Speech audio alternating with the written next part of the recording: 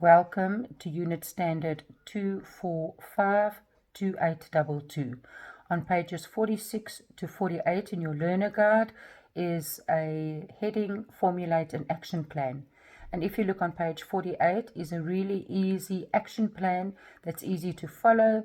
And this action plan shows you what is your goal, what are your objectives, when it must be completed, who's responsible for it, and what steps you must take in order to achieve your goal, and also what resources are required. Now, resources within a company is everything we use to be able to do our work or to do a project. For instance, in resources is people, that is human resources. It's also time, how much time will be taken to complete each task. Machines, the equipment we will need in order to do our job properly. And this can be anything from a computer to a telephone. Materials or raw materials that we need in order to build, let's say for instance a house, we would need bricks and cement.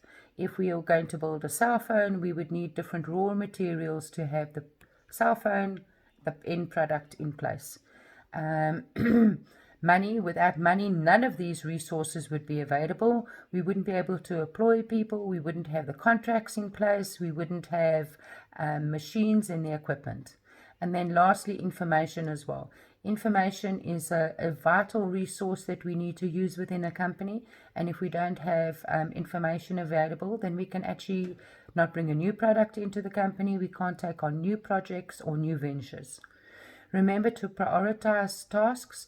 What must come first when you're actually putting your objectives into place, and what work needs to be done in order to achieve your goal. Tasks should be taken and spread between the different employees, depending on who has what skills and what each employee is able to do. Remember that together you have to sit and you have to formulate your action plan, and you have to have a look at what tasks need to be done in order to achieve your objectives. Within a company, we do what we call a SWOT analysis, and a SWOT analysis is a vital tool within the company, helping you to look at your strengths and your weaknesses, and it also helps you to look at what is your threats and opportunities. Now, an opportunity could be bringing in a new venture within the company. It could also mean that you are bringing in a new product. Threats are things like the competition, maybe your staff are not skilled enough to work on a new product or with new equipment, and these are all threats. So a SWOT analysis is something vital that every company does, and they do it on a regular basis. Remember that when we're implementing the plan, and this is on page 56, we need to delegate the work. That means spread out the work between the different employees. Each person must take responsibility for the tasks that they're given, and they should be held accountable for their tasks. Remember that teamwork is vital, and the team or the employees need to be able to deliver on the tasks that they've been given.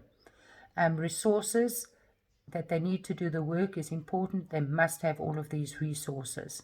Remember to monitor and control the work that is being done. We need to monitor on a daily basis what work is being done so that the company can achieve the objectives. Resources cost money, and this must be controlled, and it must be budgeted for. Monitoring forms part of the functions of a manager, so managers are always monitoring their staff on the output of the work that they've done. Monitoring and controlling must take part from the beginning to the end of each objective, and in order to reach the goal. When problems occur, you need to take creative and corrective action. We must see what progress has been achieved compared to what is planned. In other words, are we on track with our objectives? Remember that